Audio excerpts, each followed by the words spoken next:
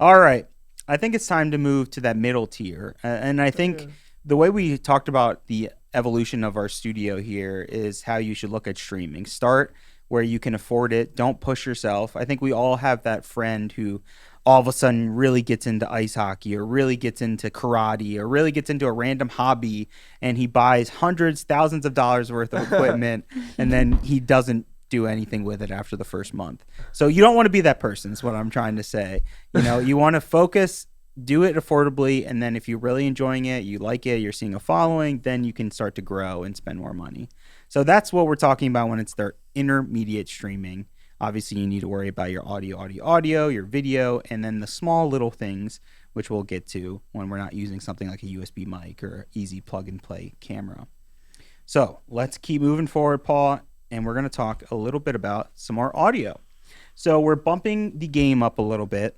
Some of these are USB as well, but I think it's important to talk about the difference between like a USB mic and using an interface, using a audio interface that has XLR cables. You're going to find much higher audio, much higher quality audio when you use something like an XLR cable and audio interface.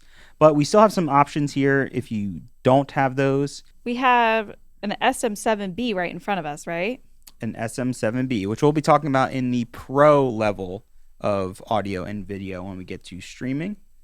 So we can move forward because obviously, as we mentioned, audio is key, but we want to talk a little bit about the video. So we have a slight upgrade here when it comes to our video because we want to take it to the next level. I think, again, it really comes to your budget, how much you're willing to spend. So I kind of capped it at $600, $700, but these are three great options for you. You have the Mini Track 4K, which comes from HuddleCam, which I have here. The model? Our model for it. Little beautiful 4K here. I thought you were saying a little beautiful Tess. A little beautiful Tess here holding the Mini Track 4K from HuddleCam HD. And then you could go and look at something like from vMix, which we have the G100, which is $499, which that includes a 32 millimeter lens. And you also have the beautiful Studio Pro, which works great for really any kind of content. And it's got a full optical zoom, up to 12 times zoom, and the field of view is 72 degrees as well.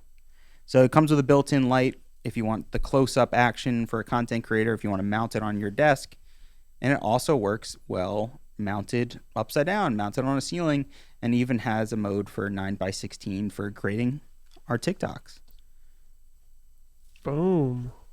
All right, John, I'm excited to see your TikTok minute here. Okay, we'll get to that as soon as we go over these tiny little things, because as soon as you start integrating XLR cables, cable management, audio interfaces, you're dealing with a lot more than just a camera and a video, and you're dealing more than just a little USB plug and play device.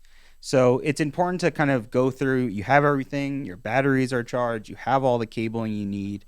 Maybe you even have a backup cable if you have an issue while you're about to go live.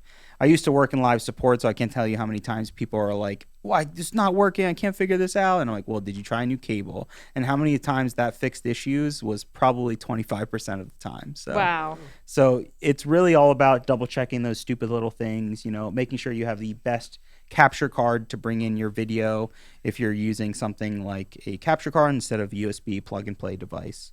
So with that being said, that is our intermediate section for streaming.